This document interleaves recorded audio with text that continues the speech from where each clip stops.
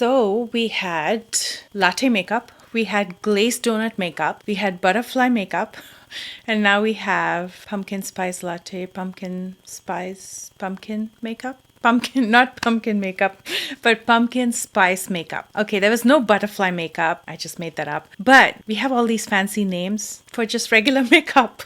So what is pumpkin spice makeup? It's just a fancy name for fall makeup. I kind of like that people are getting creative with the names. It just sounds better. So today we're going to be doing pumpkin spice makeup, which is a huge trend on TikTok. So I'm just going to be doing my own take on it, and I hope you enjoyed this video. I'm going to start with my base makeup. It feels so weird that I'm talking directly to the camera. I usually do voiceovers, but I think I'm in a phase right now where I just want to let it loose. I want to have a good time with you guys. I want to chat with you and do makeup. So this is the Glow Recipe Watermelon Dew Drops. Absolutely beautiful.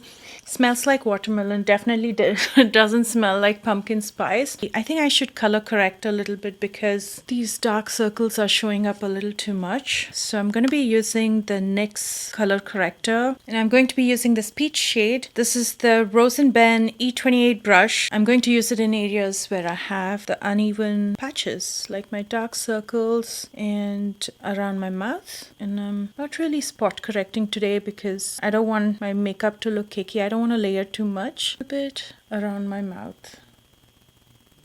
I'm going to blend the edges with my finger, and then I'm going to lightly set it with some translucent powder. That way it doesn't mix with the foundation that I'll be using over it. Honestly, there's so much marketing with the names. If I just called this pumpkin spice, people would maybe believe it. I don't know, because it does look like pumpkin spice. For powder, I'm going to be using Dominique Cosmetics translucent powder, and I'm going to be lightly setting in areas where I applied the color corrector. And all you need is very little to set it. Don't set too much powder because that's when it's going to kick up, because if you keep layering one over the other, it just forms a very thick layer. So all you need is very little. You can tell the color corrector is going to absorb it and immediately set. That's all you need. For foundation, I'm going to be using the Bare Minerals Original Pure Serum Foundation, and this is in the shade Medium Cool 3.5, and they sent me a Medium Cool 3.5 when I'm usually like a tan or more like a neutral olive skin tone, but we'll see how this works out.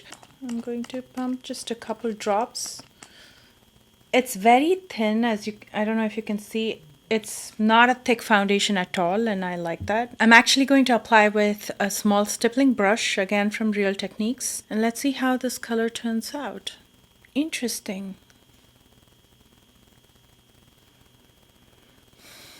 Doesn't have a smell, but I know for sure I'm not cool toned. But that is blending in pretty well into my skin tone.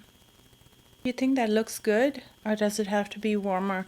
I don't know. I definitely am olive, but this is medium cool, so I'm a little confused. But we'll go with it. If it looks good, then who cares, right? I really like the coverage of this foundation. As you can see, it's very light, but at the same time, it's covering all the imperfections and the scars that I have. And from close, it still looks like skin. So that is absolutely stunning. And don't forget to bring your foundation down to your neck as well, especially if it's not the perfect match, because I still feel this is not the perfect match to my skin tone, but we'll make it work. For concealer, I wanted to try something different today. This is the Kokie Cosmetics Full Coverage Concealer in the shade Deep. But it's, I don't know why they call this deep. It looks very medium toned to me. I wanted to really try this because I heard really good reviews about this, and we'll see how it works out. It's pretty thick, but what I want to see is how it's going to cover up all the dark circles and patches. And then, actually it's not very thick. It's all right. I want to see how it dries up, and I want to see if it cakes up or creases. So those are the things that I see in a concealer. I'm going to let it sit and dry and get a little bit more tacky before I blend it out, because that's when you're going to get good coverage. Until then, I'm going to contour my face. I'm using the Westman Atelier Contour Stick in Truffle. I'm mostly going to use it in the circumference of my face to add a lot of dimension. And when we speak of contouring, I like to take it high up like that. I don't like to drag it down. I know a lot of people like to do that, so that's going to make this part look really droopy. And we need to chisel the jawline as well. And I'm going to use my fingers to contour the nose. I'm going to be using the Real Techniques contour brush to blend it out. This is from the new Nudes collection. I'm absolutely loving it. And of course, like always, I'm going to link all of these products in the description box below. Because this is a synthetic brush, it blends beautifully. It's so soft and doesn't leave any streaks on the face. Speaking of pumpkin spice, this is my favorite time of the year. Fall is my favorite season because you get to play around with so many stunning colors, the deeper ones. And it's just a season. From now through the end of the year, there's so many festivals, including here like Halloween and Thanksgiving and Christmas. And then we have the Indian festivals to celebrate. So all I'm doing from now through the end of the year is celebrating, and I like that. There's happiness everywhere, there's celebration in the air, and there's just something that I look forward to and have a great time. What's interesting is the concealer hasn't dried up too much, but I'm going to blend it out anyway. And this is one of the reasons I keep trying different concealers, but I keep going back to Milani. It's by far my favorite concealer. I've tried so many concealers, everything from high-end to drugstore, and I don't know, there's something about the formula in Milani. I hope they never change it. I'll be devastated if they do. I absolutely love that concealer. You guys already know. So this is still very creamy, so easy to blend, but I'm not sure it's going to give me enough coverage though. I don't know. I just feel like I've tried so many new products today. The foundation is just not matching my skin. So we'll see how all this comes together. But for now, it's one of those things where you try something out of your comfort zone and you find it so weird. But at the end, everything will be okay. Take a deep breather and trust the process. And while we are at it, I'm going to be using a new blush that I've never tried before. This is the Laura Geller Serum Blush Cheek Tint in the shade Refreshing Rose. You just have to twist it like this when nothing's coming out. What the heck? There we go. And it's a pretty shade. It's not like a pink. I think it's got a little bit of coral and some warm brown to it, so it's perfect for the season. It's very light though. I don't know if I need more. Okay, this is an extremely light shade for me, so this is a no-go. With this, I'm going to be using Rare Beauty in Grateful, just a little bit, and I'm going to use a dense brush to blend it out. Next, I'm taking some powder with a small powder puff, removing the excess before I set my face. If you haven't tried the Dominique Cosmetics setting powders, they're fantastic. I like both One Size as well as Dominique Cosmetics. The products are simply incredible, and because they are also influencers, I want to support them. And then for the rest of the face, I'm just going to use a powder brush. I'm going to be using the Charlotte Tilbury Airbrush Flawless Setting Spray to set my face and lock everything in.